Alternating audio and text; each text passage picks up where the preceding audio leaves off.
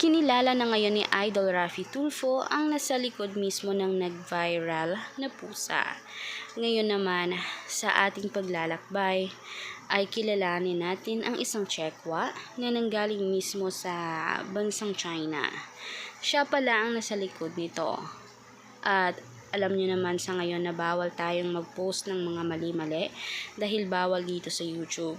Friendly reminder lamang ito. Siya talaga ang nasa likod nito. Hindi natin alam bakit ganyan sila at tila parang marami silang napalaganap sa buong mundo.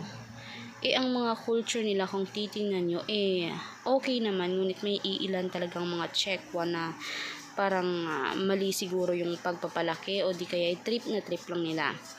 Ngayon naman dito sa atin, sa bansang Pilipinas, ay hindi yan dapat. Kaya ngayon sinasangguni sa Senado at mismo sa batas natin na dapat ay mahalin natin ang mismong mga alaga natin.